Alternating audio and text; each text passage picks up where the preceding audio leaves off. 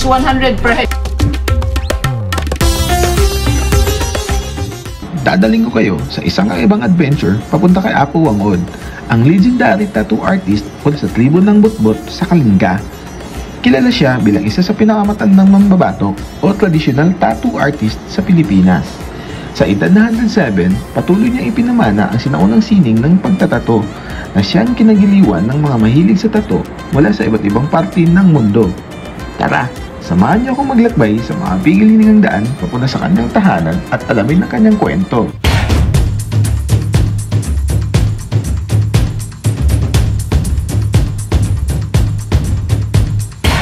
So, ngayong araw na tayo aalis. Punta kay Apo Wangod, legendary tattoo artist nga na.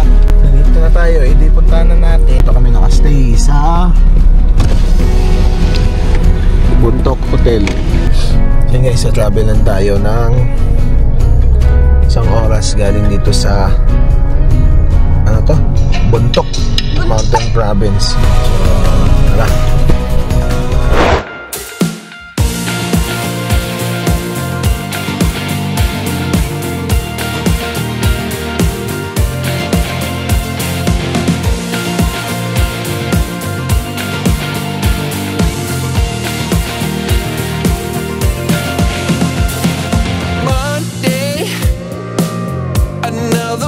I can't believe I'm counting down the minutes till it's Tuesday. Another day back on my feet. I'm fighting every minute till the weekend, so I can live it up and do it all again and again. Friday we go dive, Saturday we ride, Sunday party, and let's call it a perfect weekend. Friday we go dive, Saturday we ride. Isang makapigil-hiningang biyahe ang naghihintay sa inyo mula sa Metro Manila patungo kay Apo Wangod. May layong halos 400 kilometro at inaabot ng 10 hanggang 12 oras ang paglalakbay. Pero bawat minuto ay siguradong sulit. May dalawang ruta kayong pwedeng tahakin. Pwede kayong dumaan sa Tabuk, Kalinga o sa Buntok Mountain Province. Sa bawat ruta, may manakamang tanawin at kakaibang adventure na siguradong hindi nyo malilimutan. I'm fighting every minute till the weekend, so I can live it up and do it all again and again. Friday we go dive, Saturday we ride, Sunday party, and let's call it a perfect weekend.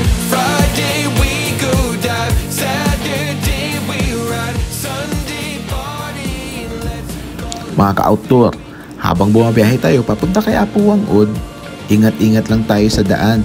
May ilang bahagi na inaayos pa at landslide prone area rin ang lugar na ito. Dagdag pa dyan, masakit ang kalsada kaya kailangan doble ang pag-iingat. Pero kahit challenging ang daan, sulit naman ang dulo nito dahil sa kahangahangang karanasan na naghihintay sa atin. Sunday party, and let's call it a perfect weekend. Friday we go dive, Saturday we ride, Sunday party, and let's call it a perfect weekend.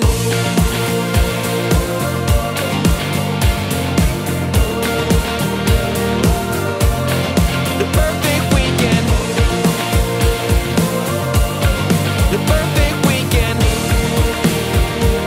Let's call it a perfect weekend. Hindi natin mapigilan guys na huminto dahil sa ganda ng view papunta kay Wangod. Kaya ito guys.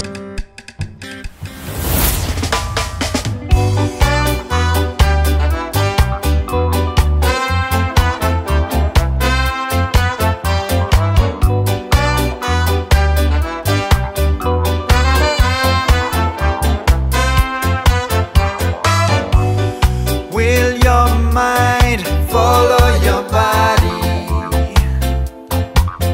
Oh, yeah. When you try to be someone else. No, yung papasok na dito kay Apo Wangod galing dun sa main highway. Medyo masakit nga lang yung kalsada guys. Tow lane siya pero maliliit yung everyday. So, ayan. someone else. If you jump the train, be sure to know the way.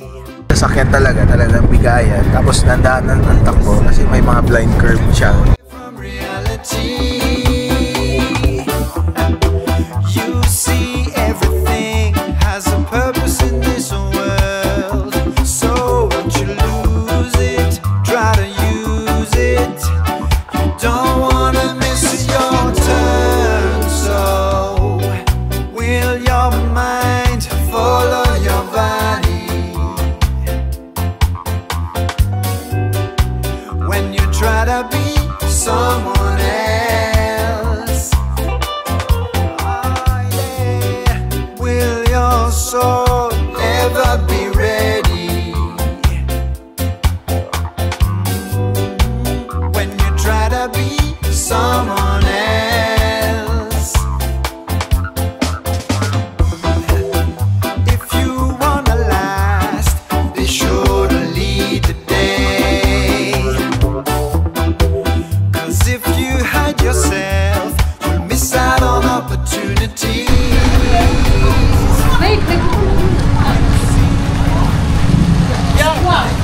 Hindi, kung balikan kayo mamaya. Oh, balik lang po. At ito na nga mga ka-outdoor. Nakarating na tayo dito sa bungad si Apu Wangod. Unang step natin ay mag-logbook muna. At kailangan kumuha ng tour guide para makaline up kayo kay Apu Wangod. Kung wala kayong tour guide, hindi kayo makakapasok sa pila para sa tattoo session. Ang fee para sa tour guide ay 1,000 para sa isa to 5 packs, 2,000 para sa 6 to 10 tao, at 3,000 naman para sa 11 to 15 packs. Kaya siguraduhin maganda para sa ultimate experience na ito. 300 plus design. Yes, sir. So yun guys, 500 plus design. So parang total of 800. Ate ano? Yung registration is 100 per head. Ito, pakibasa tong ano. Ito yung dito. May guide po kayo. May guide po. Ako po guide niyo. Ah, kayo po. Si Rose, ang pangalan. Ito yung So tatlo lang, babayaran nyo. dalawa lang kami. Oo, parehas lang. Yung Parehas lang. 1 to 5 packs. Ay, sige po. Yung registration is 100 Sa per taas nyo head. yan, babayaran yung registration fee. Sige po. Pero dito wala pong babayaran. Wala. So may registration fee na 100, no? Tapos pag tour guide fee, 1,000, no? Yes, sir. Tinatawag na tayo ng bundok.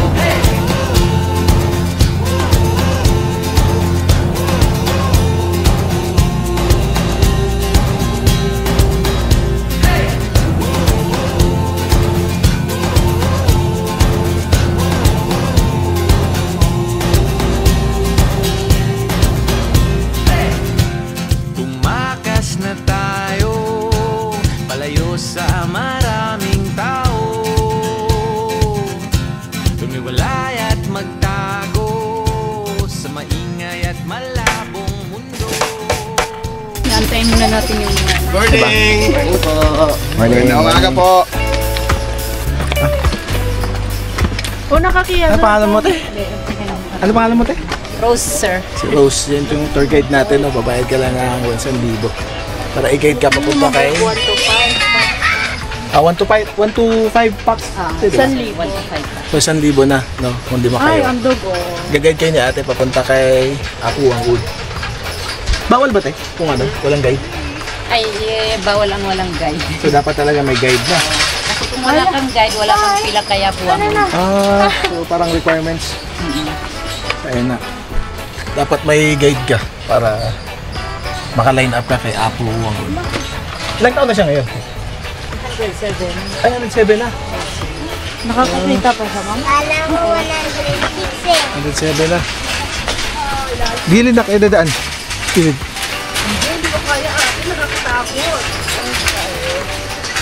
Kaya mo yan. Sa atin na. Nakahawak yung bag. Oh. Nakabalance. Oh. So dati wala to, no? Talagang ikot. Wala. Lakad talaga. Lakad talaga. Hanggang sa baba. Tapos Grabe pala, no? Buti nga may hanging bridge na. Kailan lang natayo to? ngailang buwan. Lakad, ano lang, desir lang.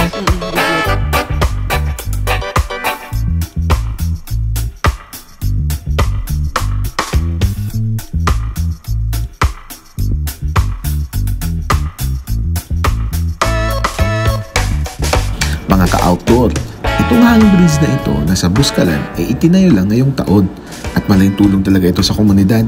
Ang nag-donate ng pondo para dito ay si Senator Ruben Padilla na naglaan ng 10 milyon para sa proyektong ito. Dahil dito, mas napadali ang pagpunta sa lugar ni Apo Wangod para sa mga lokal at turista at nakakatulong din ito sa pagdadala ng mga produkto mula sa komunidad papunta sa highway. Talagang isang napakalaking ginhawa ang hatid ng tulay na ito para sa lahat.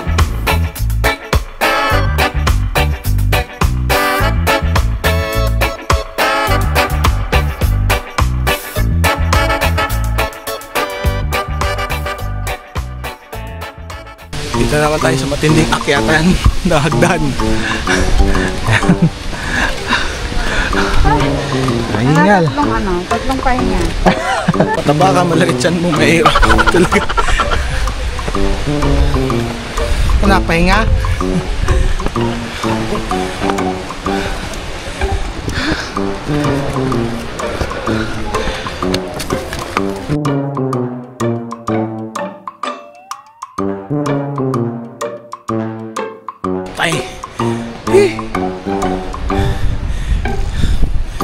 Tani. Taanad mo saka eh. Hangat kayo.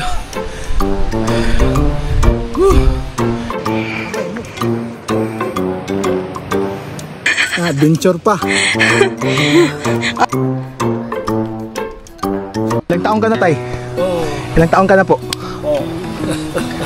Di kanaan. Adayo pa lang. Ito eh. Ha? Balay. Di balay. Balay nyo, doon sa taas pa? Oo, ito. Layo. Oo. Paano ka akyat, tay? Paano akyat? Oo. Lakad lang? Oo. Yeah. Sige, tay, ingat ka po. Sige po yun. Ingat po. Basta naiintindihan ko kay tatay, doon pa daw yung bahay niya. Sa taas. Ayan. Sabi, sanay na sila umakyat sa mga ganitong hagdanan. Kitaan nga mga anad. Dako pagtiyan. Lupa, laot, langit ay magkaugnay. Hayop,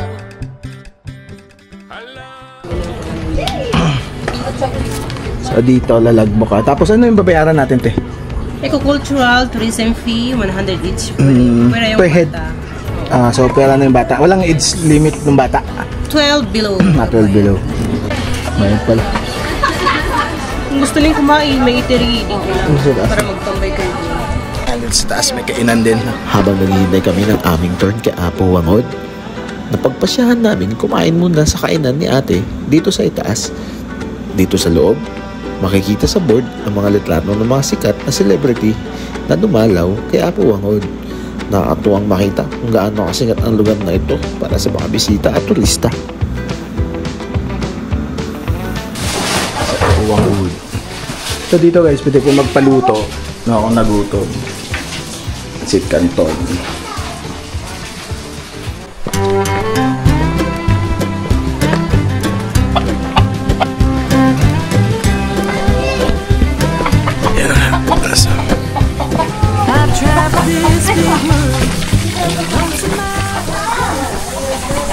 Ngayon mga ka-outdoor, oras na namin para sa tattoo session kay Apo Wangod. Excited na ako dahil ito ang kauna-unang beses kong magpapatattoo at hindi lang kahit sino ang gagawa, kundi ang legendary mambabatok na si Apo Wangod na ngayon ay 107 years old na. Isang napaka-espesyal na pagkakataon na maging bahagi ng kanyang tradisyon at makuha ang kanyang signature tattoo. On the steps you take to ponder, from the path to not the wander for the narrow road to glory's pride. I broke bread with the wicked, I made my plans with fools to the gates of destruction. I led many others to.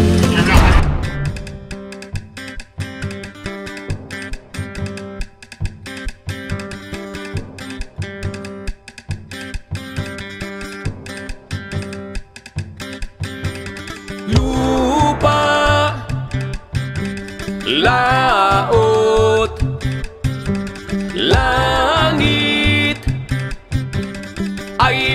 magkaugnay.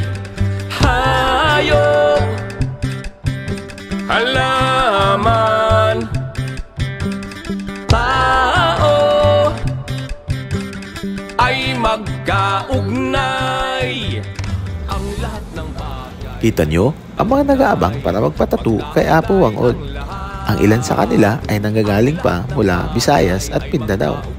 Talagang naglaan ng oras at pagod para umakyat sa bundok ng Buskalan. Lahat sila ay nagnanais makakatanggap ng signature tattoo mula mismo kay Apo Wangod at makilala siya ng personal. Ipinapakita nito kung gaano kalaki ang respeto at paghanga ng mga tao sa kanyang sining at kultura. At dito sa village na ito, halos lahat ng nakatira ay mga artist din. Mga alagad ng sining na natutong magbatok sa ilalim ng gabay ni Apo Wangod. Ipinasa niya ang tradisyonal na teknik sa mga sunod na henerasyon upang masiguro na ang sining ng Kalinga tattoo ay patuloy na mabubuhay at maipapasa sa iba. Sa gitna ng kalawakan, umiikot sa bituin na nagbibigay buhay sa halaman, sa hayop at sa atin. Ang lahat ng bagay ay magkaugnay, magkaugnay ang lahat. Ang lahat ng bagay ay magkaugnay, magkaugnay ang lahat. Ang lahat ng bagay ay magkaugnay, magkaugnay ang lahat. Ang lahat ng bagay ay magkaugnay, magkaugnay ang lahat. Dito nagtatapos ang aming Apo Wangod na biyahe. No? Kahit malayo, sulit naman dahil legendary naman yung pinuntahan natin na tattoo artist. No? First time kong magpa-tattoo. No? So, worth it naman. Kay Apo Wangod pa. So, dito lang guys. Actually, see you sa ating next vlog. Alright!